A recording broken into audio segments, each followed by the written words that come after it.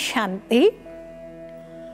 ETV live ఆధ్యాత్మిక channel ప్రేక్షకులందరికీ కూడా స్వాగతం, సుస్వాగతం.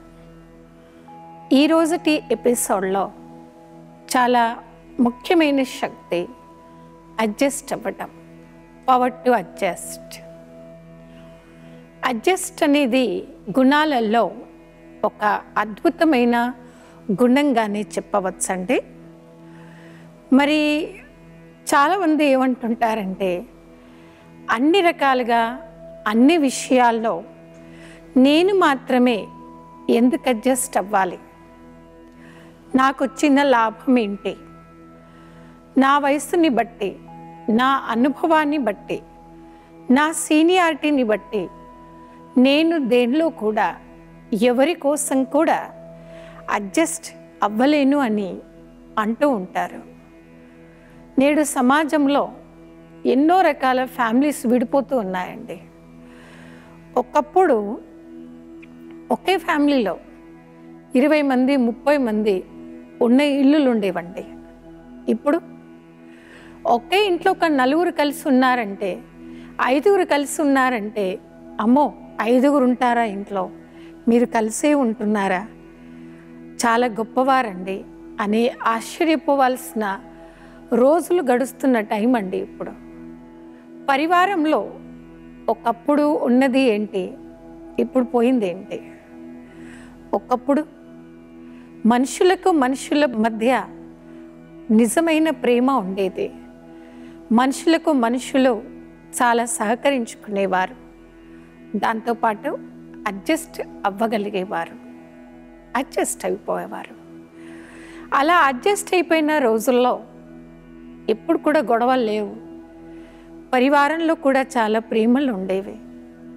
కొందరు అంటూ ఉంటారు, అబ్బా ఆ రోజులే చాలా బాగుండే, ఆ రోజులే మేము బాగున్నాం, నా చిన్నప్పుడు రోజులే బాగున్నాయి, అప్పుడే బాగున్నాం. ఇప్పుడు ఎందులో మార్పు వచ్చింది? ఎందులో మార్పు వచ్చిందండి? గొప్ప మార్పు. మనిషి తనను తాను అడ్జస్ట్ చేసుకోదలుచుకోలేదండి. మరి అడ్జస్ట్ ఎక్కడైతే ఉండదో అక్కడ అశాంతి, దుఃఖము, గొడవలు, కాంపిటీషన్ పెరుగుతాయి. ఏ పరివారంలోనైతే ఇరిటేషన్, కాంపిటీషన్, గొడవలు పెరుగుతాయో ఆ పరివారంలో శాంతి అనేది ఉండదు.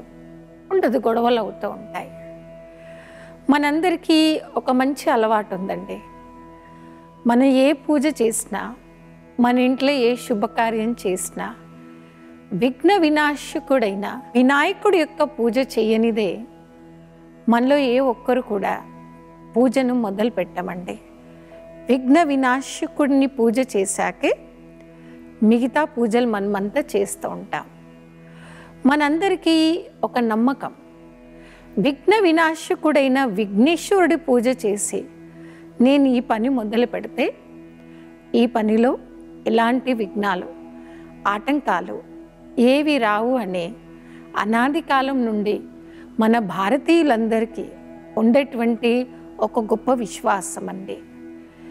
ఇప్పుడు విఘ్న వినాశకుడైన ఆ వినాయకుడి ప్రతిమను పెట్టి మన పూజలు చేయడం మొదలు పెట్టాము. వినాయకుడు, విఘ్న వినాశకుడైన ఆ వినాయకుని ప్రతిరూపం అనేది టోటల్ స్పిరిచువల్గా, ఆధ్యాత్మికంగా తయారు చేయబడ్డ అతి గొప్ప దేవతామూర్తి, దేవతా విగ్రహం విఘ్న వినాశకుడు గణపతి. మనం ప్రతి సంవత్సరం చూడండి, వినాయకుని మహోత్సవాలు ఎంతో ప్రేమగా అందరం జరుపుకుంటాం కదండి. మనకి నమ్మకం అనేది ఉంటుంది కూడా. మరి విఘ్న వినాశకుడైన ఆ వినాయకుడి ప్రతిమలో పవర్ టు అడ్జస్ట్ యొక్క పవర్ అనేది ఆధ్యాత్మికంగా తయారు చేయబడ్డ ఒక బ్యూటిఫుల్ ఎగ్జాంపుల్ ప్రతిమ అండి. వినాయకుని ప్రతిరూపం చూడగానే ముందుగా మనందరికీ కనిపించే విషయం వినాయకుడి యొక్క తల భాగం అండి. ఏనుగు తలను చూయిస్తాం. మరి ఏనుగును ఒక మహారథిగా పిలువబడుతుంది. ఏనుగు గురించి ఏమంటారంటే హాతీ చలి బజార్ కుత్తే భోంకే హజార్ అంటారు. అంటే ఒక ఏనుగు రోడ్డుపై నడుస్తూ వెళ్ళినప్పుడంట ఎన్ని కుక్కలు అరిచినా కానీ ఏనుగు మాత్రం చెవులు దులిపేస్తుందండి. తన తొండం మాత్రం ప్రశాంతంగా ఊపుతూ అలా అలా అలా వెళ్ళిపోతుంది. మీరు మంచి మనశ్శాంతిగా ఉన్నారు, మీకు ఇరుగు పొరుగు వాళ్ళ విషయాలు, ఇంటి వెనకాల విషయాలు, ఇంటి ముందు విషయాలు, ఎవ్వరి గురించి ఏవి తెలియదండి. అప్పుడు మీ మనస్థితి ఎంత హాయిగా ఉంది, చాలా హాయిగా మీరు అప్పుడే ఉంటారు. కానీ ఎప్పుడైతే ఎవరో మీ చెవుల్లో నింపారు, ఏమని నింపారు? ఫలానా వ్యక్తి మీ గురించి ఇలా అన్నారు, ఫలానా వ్యక్తి వెనకకు మీ గురించి ఇలా మాట్లాడుతున్నారు, మీ గురించి తప్పు విషయాలు వారి నోటి నుండి విన్నాము, వీరి నోటి నుండి విన్నాము. ఆ మాటల్ని మనం ఎప్పుడైతే వింటామో, తెలుసుకుంటామో, అప్పుడు కొందరిలో ఆవేశం మొదలవుతుంది. ఒక హ్యూమన్ నేచర్ ఏంటంటే ఎప్పుడు కూడా ఆల్వేస్ నేనే రైట్, ఏ విషయంలోనైనా నేనే కరెక్ట్, నేనే గొప్ప అనే ఫీలింగ్స్ చాలా మందిలో ఈ రోజుల్లో వచ్చిందండి. 100% నేను మాత్రమే పర్ఫెక్ట్, అన్ని రకాలుగా నేనే గుడ్ పర్సన్ అనే ఈగో ఫీలింగ్స్ ఉన్న చోటు అడ్జస్ట్ అవ్వడం అనేది కష్టంగా ఉంటుంది. ఆ ఈగో ఫీలింగ్స్ ఎక్కువ అయ్యాయి కాబట్టి వీరు నా గురించి బ్యాడ్గా మాట్లాడుతున్నారని మన చెవులో ఎప్పుడైతే పడుతుందో అప్పుడే ఈ గొడవలు అనేది మొదలవుతూ ఉంటున్నాయండి. అది మూల కారణం. వినాయకుని ప్రతిమ ద్వారా మనమంతా నేర్చుకోవలసిన ఆధ్యాత్మిక విద్య, మీరు ఎప్పుడు కూడా వేస్ట్ మాటల్ని విని మనసులో పెట్టుకోకండి. ఏం చేయడం నేర్చుకోవాలండి? దులిపేయండి. అలా ఏనుగుల తలలాగా మన యొక్క చెవులను దులిపేసేయాలి, తొండం కూడా దులిపేసేయాలి. ఇప్పుడు చూడండి, మీ పేరు సీత కాదండి, మీ పేరు గీత అనుకోండి. మరి గీతను సీత, సీతను గీత అంటే మీరు పలకరు కదండి, పలకం, ఎవరు మీ పలకం. మరి ఎదుటివారు మీరు ఆ తప్పు చేయకుండా మీరే ఆ తప్పు చేశారు అని మిమ్మల్ని ఎవరైనా పాయింట్అవుట్ చేస్తే మీరు కోపం ఆవేశంలో రాకుండా, అది మీరు కాదు కాబట్టి మీరు ఎప్పుడు కూడా క్రోధం ఆవేశంలో రాకండి. అంటే వారు అన్న మాటలకు నేను ఆవేశంలో క్రోధంలో వస్తున్నాను అన్నప్పుడే మీకు విఘ్నాలు, ఆటంకాలు ఆ రోజు నుండే మీ లైఫ్లో స్టార్ట్ అవుతాయి, అప్పుడే స్టార్ట్ అవుతాయి. ఇది విఘ్న వినాశకుడి ప్రతిమలో మనమంతా నేర్చుకోవాల్సిన గొప్ప విషయం. వినాయకుని ప్రతిమలో తొండ భాగం తర్వాత పొట్ట భాగం అండి. దాని యొక్క భావం ఏంటంటే మనం ఆటంకాలు రాకూడదు అంటే కొన్ని విషయాల్ని మనలో ఇముడ్చుకోవాలి. ఏ సమయంలో ఏ విషయం మనం ఇతరులతో చర్చించుకోవాలి, ఏ విషయం మనం చర్చించుకోవద్దు, ఈ యొక్క వ్యవహారిక జ్ఞానం మనలో రావాలి. అలాంటి వ్యవహారిక జ్ఞానం వచ్చినప్పుడు కూడా కొన్ని రకాల విఘ్నాలు, ఆటంకాలు మనకు రావండి. ఇప్పుడు ఉదాహరణగా ఎవరో చనిపోయారండి, చనిపోయిన వ్యక్తి చోటుకి మీరు వెళ్ళారు, అవునా? ఆ టైం ఎలాంటిదండి? అందరూ దుఃఖము, అశాంతిగా ఉండే టైం. ఆ టైంలో మనం ఏ టాపిక్ చర్చించుకోవాలి, ఏ టాపిక్ చర్చించుకోవద్దు. ఇలాంటి జ్ఞానం కూడా మనలో ఉంటే కొన్ని రకాల విఘ్నాలు, ఆటంకాలు మనకు రాకుండా మనం సేఫ్గా ఉంటామండి. తర్వాత అంత పెద్ద వినాయకుడికి చూయించిన వాహనం మూషిక వాహని ఎలకని చూయిస్తారండి. ఈ ఎలక కూడా చాలా తెలివిమంతమైన జీవి. మన ఇంట్లో ఎలక రాగానే ఏం చేస్తుంటాం? ఎలకలు వచ్చావని మందు పెట్టి, అది పెట్టి, ఇది పెట్టి అన్నీ మనం ఆ ఎలకల్ని ఇంట్లో రానివ్వకుండా జాగ్రత్త పడతాం కదా. ఆ ఎలుకలో కూడా మంచి తెలివి ఉందండి. మరి అంత పెద్ద వినాయకుడి ప్రతిమకి వాహనంగా చూయించే ఆ ఎలుకలో కూడా ఒక స్పెషల్ గుణం ఉంది. అదేం గుణం అంటే, ఎవరినైనా మీరు నిద్రపోయారనుకోండి, నిద్రపోయేప్పుడు డైరెక్ట్ ఎప్పుడు ఎలుక కరవదంట, ఉఫ్ఫని ఊపుతుందంట. అయినా కానీ మీరు బాగా నిద్రపోయారనుకోండి, అప్పుడు ఎలుక కొరికిపోతుంది. కొన్నిసార్లు గొడవలు ఎప్పుడు వస్తాయి, ఆటంకాలు ఎప్పుడు వస్తాయి, ఎదుటి మనిషి తన గురించి తాను ఇతరుల మనుషుల నుండి వారి గురించి రైటే వినాలనుకుంటాడు. వారిని ఎవ్వరు కూడా కరెక్షన్ చేయకూడదు, వారిని ఎవ్వరు ఏమీ అనకూడదు అనే ఈగో ఫీలింగ్స్ ఉండే వారితోనే మనకు గొడవలు రావడం, ఆటంకాలు రావడం మన లైఫ్లో స్టార్ట్ అవుతుందన్నమాట. అలాంటప్పుడు మనం ఏం చేయాలి? మీరు వారికి చెప్పాలి, కానీ చెప్పే పద్ధతి ఎలక నుండి నేర్చుకోండి. ఎదుటి మనిషిని మీరు కరెక్ట్ చేయాలి అనుకుంటే ముందు ఆ ఎదుటి వ్యక్తిలో ఉన్న గుణాలేంటి, మంచి గుణాలేంటి, ఆ గుణగానం చేయండి. గుణగానం చేసి తర్వాత ఆ ఎదుటి వ్యక్తులు ఉన్న వీక్నెస్ ఏంటి, ఆ ఎదుటి వ్యక్తులున్న ఏ వీక్నెస్ వల్ల మీకు ఇబ్బందిగా ఉంది అని ప్రేమగా పక్క వారికి ఎక్స్ప్లెయిన్ చేయడం ఒక చిన్న అలవాటుగా మార్చుకోండి. అప్పుడు మీకు లైఫ్లో వస్తున్న గొడవలు, మీరు ఫేస్ చేస్తున్న ఆటంకాల నుండి మీరు దూరం కావచ్చండి. ఈ రకంగా వినాయకుడి ప్రతిమను పూజ చేయటంతో పాటుగా ఆధ్యాత్మికంగా ఆ వినాయకుడి ప్రతిమ నుండి నేను నేర్చుకోవాల్సిన గుణాలు ఏంటి, ఆ గుణాలను మీరు ఆచరిస్తే మీరు ప్రారంభించిన ప్రతి కార్యంలో ఆటంకాలు లేకుండా మీరు సక్సెస్ కాగలుగుతారు. పూజ చేయడంతోనే కాదండి, దాని యొక్క ప్రతిమ గురించి అర్థం చేసుకొని ఆధ్యాత్మికంగా మనం ఆచరణలో తీసుకొస్తే మనం ఎలాంటి ఆటంకాలు రాకుండా హ్యాపీగా ముందుకు వెళ్ళవచ్చు. ఇది పవర్ టు అడ్జస్ట్ అవ్వడం. తర్వాత మనం అడ్జస్ట్ కాగలిగే శక్తి, ఎగ్జాంపుల్, ప్రతిమ ప్రవహిస్తున్న నీళ్ళ నుండి కూడా నేర్చుకోవచ్చండి. ప్రవహిస్తున్న నీళ్ళు, ఇప్పుడు చూడండి, కొన్ని ప్రవహిస్తున్న గంగాకి ప్రవహించకుండా ఉండే గంగాకి చాలా తేడా ఉంటుందండి.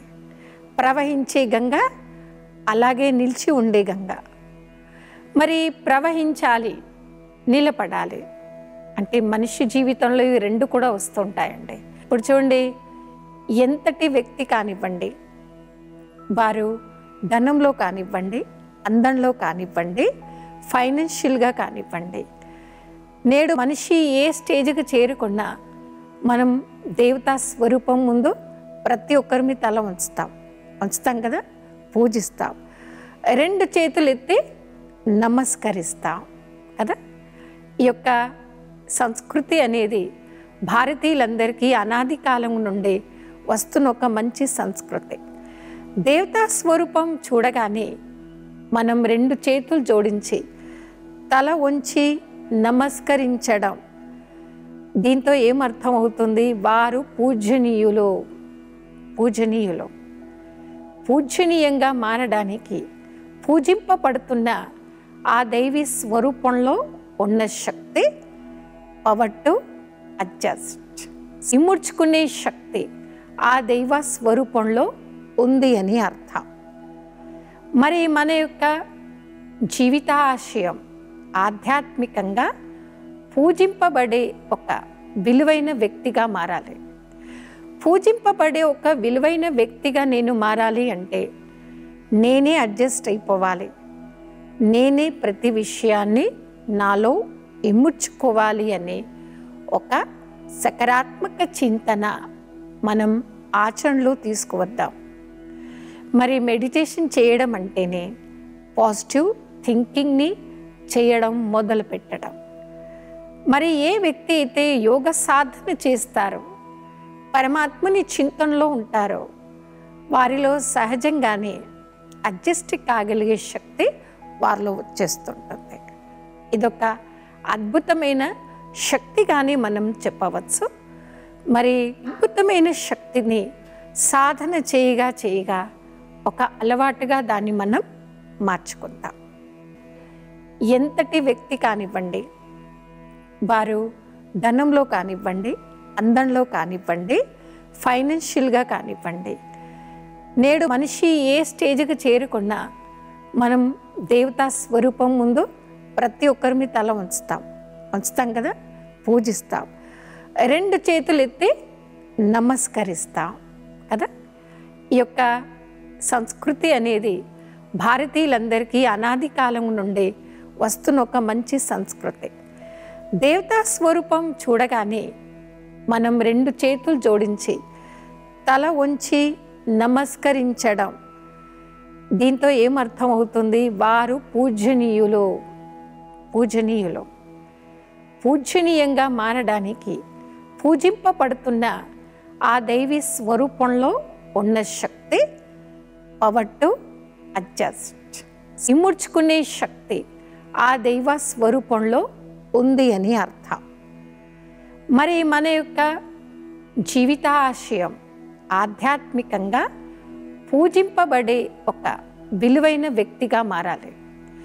పూజింపబడే ఒక విలువైన వ్యక్తిగా నేను మారాలి అంటే నేనే అడ్జస్ట్ అయిపోవాలి, నేనే ప్రతి విషయాన్ని నాలో ఇముడ్చుకోవాలి అనే ఒక సకారాత్మక చింతన మనం ఆచరణలో తీసుకువద్దాం. మరి మెడిటేషన్ చేయడం అంటేనే పాజిటివ్ థింకింగ్ని చేయడం మొదలు పెట్టడం. మరి ఏ వ్యక్తి అయితే యోగ సాధన చేస్తారో, పరమాత్మని చింతనలో ఉంటారో, వారిలో సహజంగానే అడ్జస్ట్ కాగలిగే శక్తి వారిలో వచ్చేస్తుంటుంది. ఇదొక అద్భుతమైన శక్తిగానే మనం చెప్పవచ్చు. మరి అద్భుతమైన శక్తిని సాధన చేయగా ఒక అలవాటుగా దాన్ని మనం మార్చుకుంటాం. అడ్జస్ట్ కావటంతో దొరికే ఫస్ట్ లాభం, నేను అందరితో కలిసిమెలిసి ప్రేమగా ఉండగలుగుతాను. నేను అడ్జస్ట్ కాగలుగుతాను కాబట్టి అందరితో కలిసిమెలిసి ప్రేమగా ఉండగలుగుతాను. తర్వాత పెద్ద లాభం, నేనే అడ్జస్ట్ అయిపోతున్నాను లైఫ్లో కాబట్టి ఎప్పుడు కూడా మెంటల్ టెన్షన్స్ అనేవి మనకు రావండి. ఈ రోజుల్లో చూడండి, అన్ని జబ్బులకి, అన్ని రకాల డిసీజెస్కి డాక్టర్స్ కూడా అడ్వైజ్ ఇస్తారనమాట, మీకు అన్నీ బాగున్నాయి బట్ మెంటల్ టెన్షన్ చాలా ఉంది, మెంటల్గా ఎవరో మిమ్మల్ని టార్చర్ చేశారు, మెంటల్ టెన్షన్ మీలో ఎక్కువగా ఉందండి, అది ఏంటో మీరు తెలుసుకోండి. ఆ మెంటల్ టార్చర్, మెంటల్ టెన్షన్ ఆ పెడుతున్న ఆ వ్యక్తి వలనే మీకు ఇన్ని రకాలుగా జబ్బులు అనేది వస్తున్నాయి. కొందరి ఫ్యామిలీలో ఎలా ఉందంటే, ఎదుటి వారికి స్వతంత్రం ఇవ్వకుండా అహంకారం భావంతో ఐఎమ్ బాస్, నేనే గొప్ప, నేనే పెద్ద అని కొంతమంది అమాయకుల పైన వారికున్న అహంభావాన్ని చూపిస్తూ ఉంటారన్నమాట. మరి అలాంటి వాతావరణంలో మీరుంటే మీరే అడ్జస్ట్ కాగలిగితే అలాంటి మీరు ఫేస్ చేస్తున్న ఈ యొక్క ప్రాబ్లం నుండి సహజంగా బయటకు రాగలుగుతారు. మనం కొన్నిటి నుండి మనం పరిగెత్తలేమండి, కొన్ని వదలలేము. పర్మనెంట్ సొల్యూషన్ టోటల్ వదిలేసి పరిగెత్తడం కాదండి, అది కరెక్ట్ సొల్యూషన్ కాదు.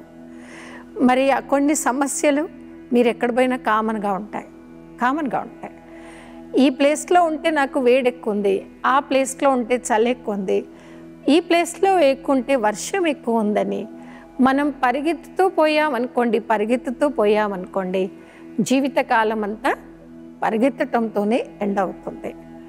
ఆ ప్లేస్లో మీకు ప్రాబ్లం ఏంటి దాన్ని చూసుకోండి. ఈ రోజు నుండి ఏ విషయాలతో మీకు ఆటంకం వస్తుంది, ఏ విషయాలతో అది డిస్టర్బెన్స్ క్రియేట్ అవుతుంది, వాటిని మీరు చూసి ప్రేమగా వాటిని ఒక్కొక్క దాన్ని మీరు ఇముడ్చుకుంటూ అడ్జస్ట్ అవుతూ ఒక సక్సెస్ఫుల్ పర్సన్గా కావడానికి సాధన చెయ్యండి.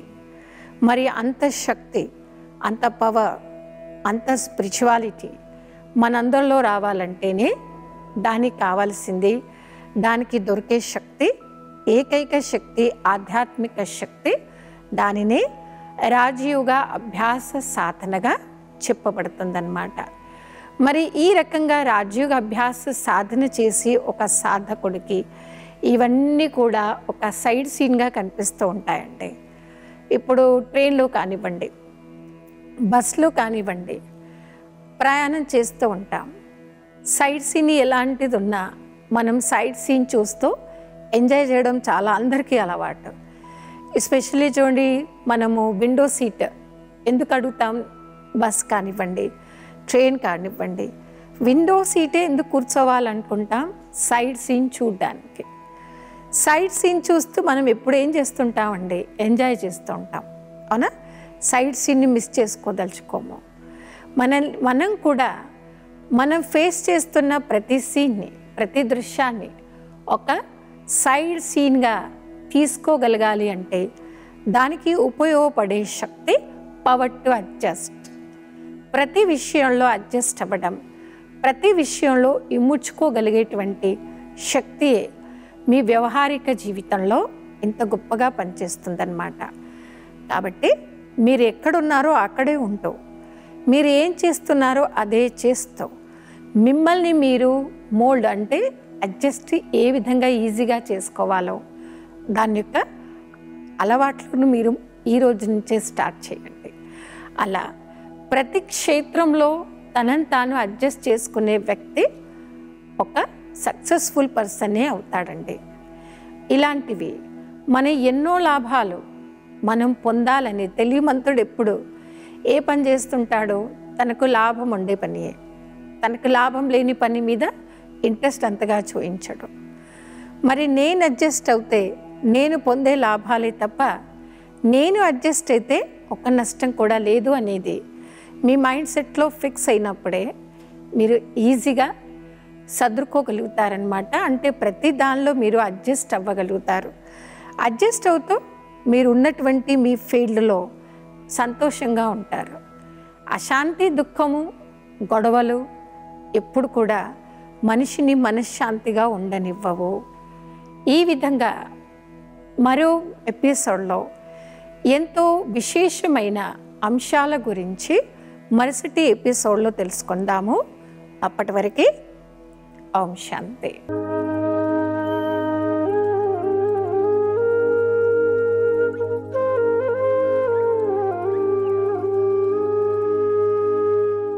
ఈ కార్యక్రమాన్ని తిరిగి చూడాలనుకుంటే www.youtube.com/@ETV Life Spiritual లో చూడవచ్చు.